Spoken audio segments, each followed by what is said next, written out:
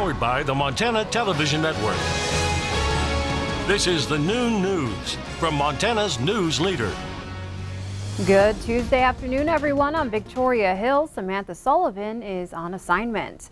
Negotiators on Capitol Hill say they've reached a deal to secure the border and avoid another government shutdown. Now all eyes turn to President Trump to see if he'll sign off on the deal. CBS's Natalie Brand has more details from the White House.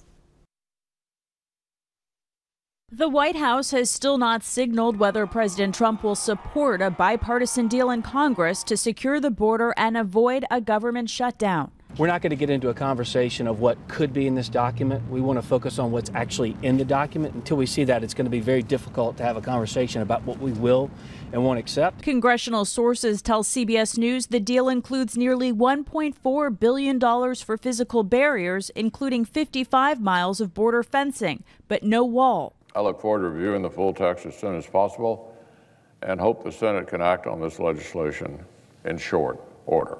A divided Congress still needs to pass the deal to get it to the president's desk, and conservatives are calling it a bad deal. Congressman Mark Meadows tweeted, "This conference agreement is hardly a serious attempt to secure our border or stop the flow of illegal immigration." Congressional negotiators announced the proposed agreement just as President Trump was about to take the stage at a campaign rally in El Paso, Texas last night. They said that progress is being made with this committee. Just so you know, we're building the wall anyway. Democrats urge President Trump to sign off on the deal. No one gets everything they want in these agreements. The president must sign it and not cause another shutdown. If the deal is not passed and signed by Friday night, there will be another partial government shutdown. Natalie Brand, CBS News, the White House. Montana U.S. Senator Steve Daines visited what he calls ground zero of the southern border crisis and says he came away more convinced than ever that the border needs to be secured. Daines says he saw several of the hundreds of people who agents told him cross over the Rio Grande at that spot not far from McAllen, Texas each night. He says Border Patrol agents also told him that they are only able to stop about 10% of drugs and people coming across the border in this area, and that building 135 miles of wall there would enable them to reverse that. Daines is pushing hard for the full $5.7 billion that the president wants for border wall funding. But perhaps the biggest takeaway that I had of the entire night was the fact that we are seeing a flood of illegal drugs pouring across our southern border. Past presidents, Democrats and Republicans, have been able to get border security funding approved by Congress, have built walls. This has become a political football. Daines said that drugs being brought across the border, particularly meth, are finding their way to Montana. In court news, the change of plea hearing for the former Miles City athletic trainer accused of sexually abusing dozens of boys has been continued. James Jensen appeared in Billings federal court this morning to plead guilty to coercion and enticement of a minor. He was ready to change his plea to guilty when Judge Timothy Cavan continued the hearing, saying he needs more proof from the government that Jensen was in fact guilty of the crime. The issue was over proof that Jensen used means of interstate commerce to entice the minors to engage in the sexual activity, what Jensen called the program.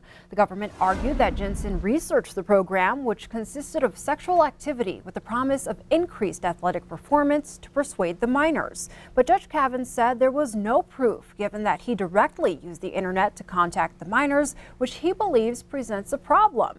The prosecution will be given another week to compile more evidence. The hearing is scheduled to continue next week. And now we check in with Ed over in the Weather Center. Good afternoon. How are things going out there? You know, we still got a lot of cold air across the region, Victoria, and especially here as we start looking through eastern and northern Montana. As you take a look nationally, those purple shaded areas show you where it's much colder across northern and eastern Montana, extending over into the Dakotas and pretty much the rest of the country, even though nobody's really got a real heat wave going. For us, you can see that dividing line up around Calgary, Regina, looking at temperatures sub-zero here as as of midday, but 30s and 40s from Cheyenne, Salt Lake over towards Boise. And as a high-pressure ridge builds in, that cold air is in the purple shades, but moisture streaming in from the west is going to influence us with a renewed chance of snow showers. We'll break down all the forecast details in a few minutes. Secretary of State Corey Stapleton is ordered to pay $4,000 for ethics violations related to his campaign for governor. The Montana Commissioner of Political Practices says the violations stem from Stapleton's candidacy announcement. An employee sent out the announcement from her state email account, which featured the Montana state seal. That's when the Montana Democratic Party filed a complaint saying the announcement misused state resources. At this time, Stapleton can ask for a review of the fine. From the 66th session in Helena, emotional testimony at the legislature for a bill to create a family leave policy and insurance fund for Montana workers statewide. But the state's main business lobby came out against the measure. Employers and their workers would fund it, and covered workers could take up to 12 weeks of paid leave for care for a new child or a relative. The Bullock administration supports the bill, and proponents say the fund will make Montana a leader in creating an attractive work environment. The Montana Chamber of Commerce opposes the measure, saying it would end up too costly for small businesses. More than a dozen people testified for the measure, including one woman who said paid leave allowed her to be with her dying mother. This past week, I was able to spend time with her while she lay dying. She passed away yesterday morning. Paid leave allowed me to focus on my family.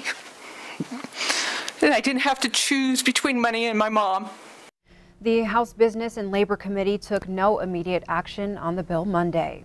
On a mostly party line vote, the Montana Senate said yes to a bill requiring all abortion providers to offer women an ultrasound.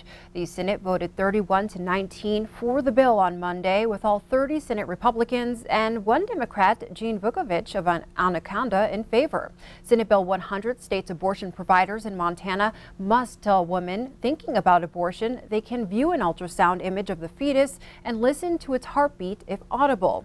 Women must also sign a statement. The bill's sponsor says it's similar to a consent form patients must sign for any medical procedure. But opponents disagree, saying it's a form of harassment and an unneeded intrusion into the doctor-patient relationship.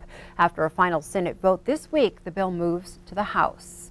State lawmakers also learned about the effects of alcohol as Montana law enforcement pushes for a new DUI law. Montana Highway Patrol hosted a wet lab Monday afternoon. Volunteers, both civilians and elected officials, were given alcohol over a period of time. Then they were given standard DUI field tests showing just how many drinks it would take to reach impaired status. The Montana Department of Justice is advocating for Senate Bill 65. It would rewrite the state's current DUI laws into a more comprehensive code. There's nothing wrong with drinking. This is not an anti-drinking bill by any means. It's becoming impaired and getting behind the wheel. That is not acceptable. Sager said Montana has a sad history with drinking and driving, adding the current DUI and alcohol-related fatality rate is unacceptable.